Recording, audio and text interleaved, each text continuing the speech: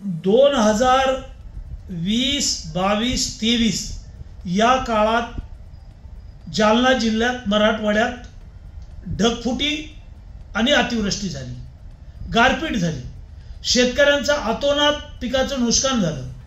महाराष्ट्रातल्या आणि जालना जिल्ह्यातल्या शेतकऱ्यांना सरकारनं सानुग्रह अनुदान मंजूर केलं, मात्र घनसावंगी, अंबड, जाफराबाद, भोकरदन या 4 तालुक्याचे तहसीलदार, भोकरदनचे एसडीएम आणि अंबडचे एसडीएम या 6 लोकांनी मिळून जालना जिल्ह्यातल्या शेतकऱ्यांच्या पैशाची लूट केलेली आहे।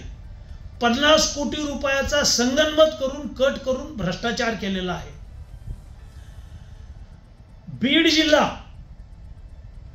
नगर जिल्हा आणि बुलढाणा जिल्हा या जिल्ह्यातल्या लोकांची नावं गावातल्या मतदार यादीत नाही, त्यांच्या नावावर जमीन नाही, त्यांचा या जिल्ह्याशी काही संबंध नाही, अशा लोकांची नावं यादीमध्ये घुसवली आणि हा 50 कोटीचा भ्रष्टाचार केलेला आहे। पहिल्या टप्प्यात 4 तहसीलदार आणि एसडीएम यांना तातडीने निलंबित केलं पाहिजे। काही गावच्या तलाठी आणि ग्रामसेवक, कृषी सहाय्यकांना पकडून यांनी हे सगळा भ्रष्टाचार केलेला आहे। या सर्वांना तातडीने निलंबित करावं, यांच्यावर फौजदारी गुन्हे दाखल करावे। शेतकऱ्यांचे पैसे लुटले, ते भ्रष्टाचार केलेला आहे, चोरी केलेली आहे आणि म्हणून या सर्व लोकांवर निलंबन आणि फौजदारी गुन्हा दाखल झाला पाहिजे। तहसीलदारांचं लॉग इन असतं व पासवर्ड असतं, ह्या सगळ्या गोष्टी असताना हे पैसे बाहेरच्या जिल्ह्यात गेले कसे?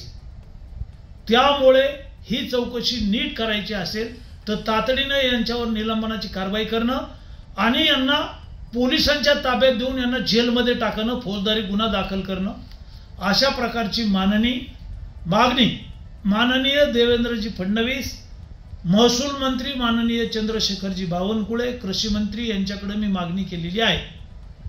तातडीने ही कारवाई व्हावी अशी आमची मागणी आहे। धन्यवाद।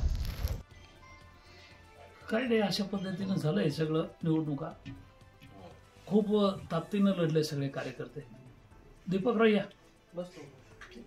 पंढरपूरच्या पांडुरंगाला जाऊन आले, प्रसाद आणला का? ते काय झालं, तुम्ही पंढरपूरला गेले आणि मग इथं मंठ्याचे 10-5 जण आले, परतूरचे 10-20 आले, मग ते सगळे फोन सुरू झाले, आम्हाला उद्या यायचंय। एवढे मोठे 1000 लोक इथं येण्यापेक्षा, खर्च करण्यापेक्षा आपणच तिथं जाऊ। मग संध्याकाळी 8 वाजता भैयाला फोन केला, भैया म्हणलं ते महाराष्ट्रातील ताज्या आणि महत्त्वपूर्ण बातम्या पाहण्यासाठी आजच आमच्याला सबस्क्राईब करा आणि बेल आयकॉन प्रेस करा।